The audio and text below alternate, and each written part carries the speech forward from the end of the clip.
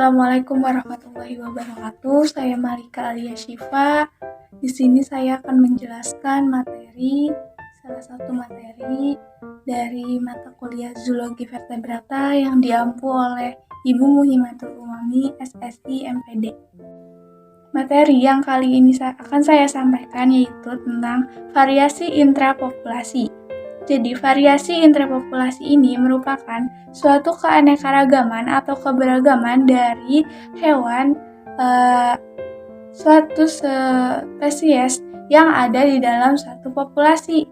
Nah, keanekaragaman ini dapat dipengaruhi oleh karakteristik tubuh luar dari hewan tersebut atau morfologi dari hewan itu, ataupun bisa juga dipengaruhi karena genetika yang terkandung di dalam hewan tersebut.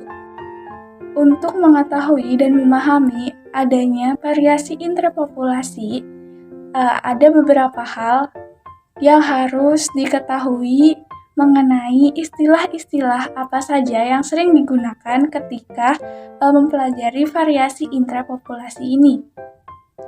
Istilah yang pertama yaitu fena atau fenon. Jadi fena atau fenon itu bahasa Indonesianya yaitu fenetik. Nah, fenetik ini merupakan suatu struktur morfologi luar dari hewan tersebut. Yang kedua yaitu adanya sibling spesies. Jadi sibling spesies ini dimana ketika ada hewan atau dua hewan yang memiliki morfologi atau karakteristik tubuh luar yang sama, tetapi ketika dikawinkan itu tidak dapat bereproduksi. Ketiga yaitu genpool. Genpool ini merupakan suatu kumpulan alel yang ada di dalam suatu spesies. Istilah yang keempat yaitu gynandromorph atau gynandromorphy.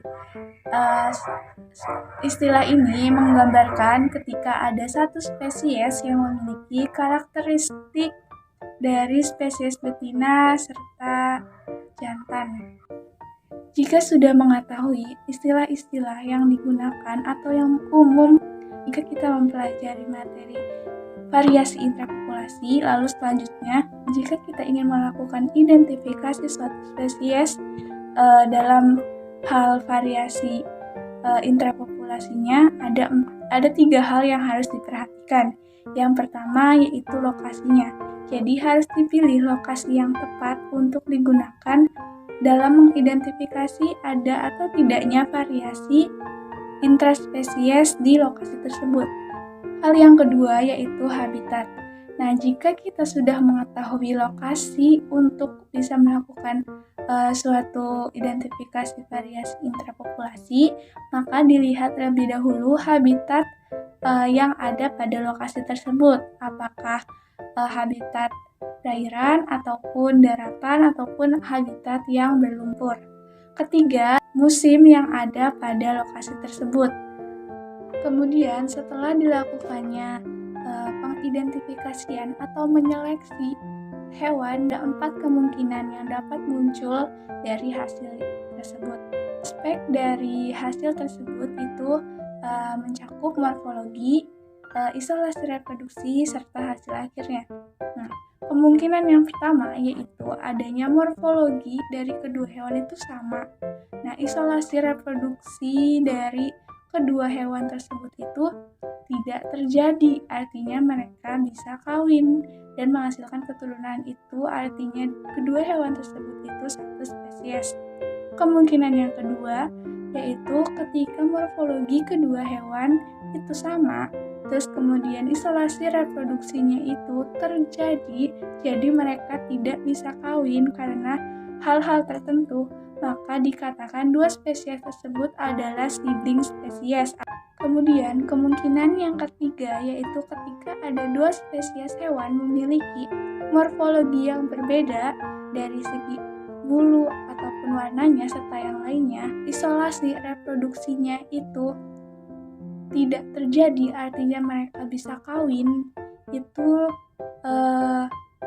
akan menghasilkan satu spesies yang bervariasi ataupun dapat disebut juga variasi intraspesies.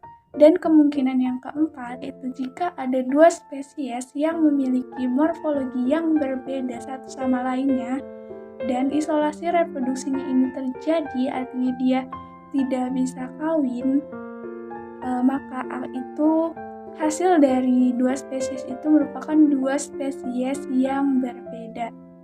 Variasi intrapopulasi dapat terjadi karena dua faktor utama. Yang pertama yaitu faktor non-genetik.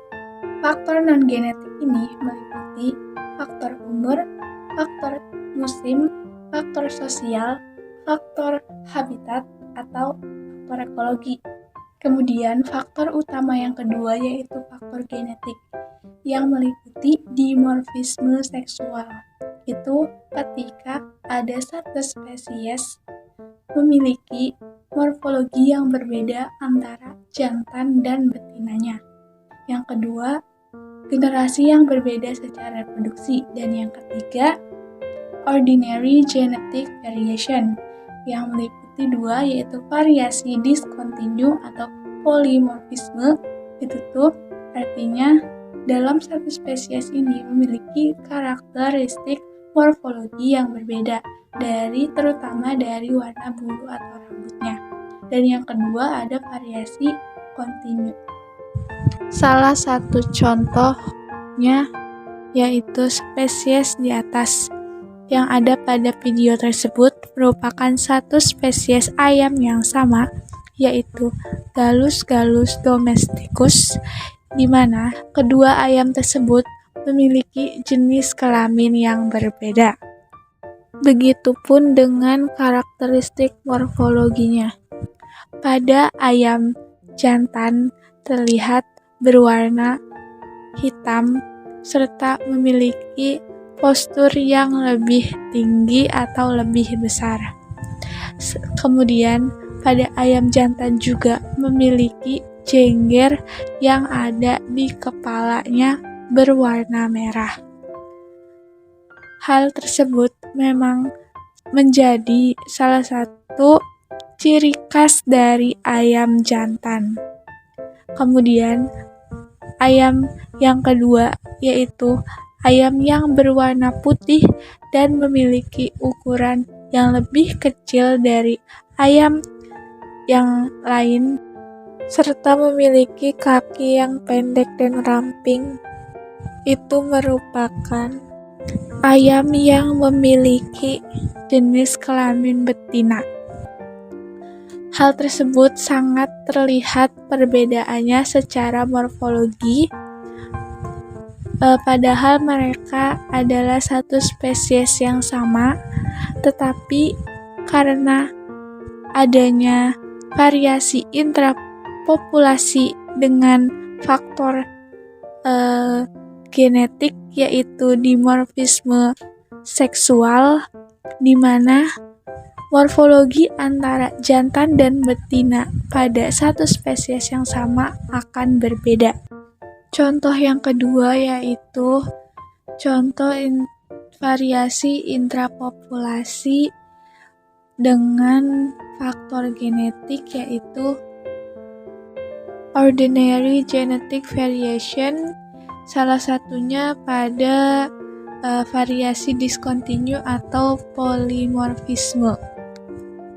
Pada variasi jenis ini, hewan memiliki karakteristik warna tubuh yang berbeda ataupun warna rambut yang berbeda satu sama lain, sedangkan mereka berada pada satu spesies yang sama. Perbedaan ini juga karena adanya sifat diskontinuitas dari spesies tersebut, yaitu kucing dengan nama ilmiahnya Felis catus, di mana keturunannya tidak melanjutkan karakteristik morfologi yang sama dengan indukannya. Maka dari itu sangat terlihat jelas sekali pada contoh di mana warna dari jantan dan betinanya berbeda atau warna dari indukannya berbeda, kemudian menghasilkan anakan yang berbeda pula. Pada contoh jantan berwarna hitam dan putih, sedangkan yang betina berwarna putih, oranye, dan memiliki corak hitam. Kemudian menghasilkan keturunan yang berbeda-beda, di mana 2 anak berwarna putih dengan corak hitam dan 1 anak lagi berwarna putih dengan corak oranye. Sekian materi yang dapat saya sampaikan. Kurang lebihnya mohon maaf. Sampai jumpa.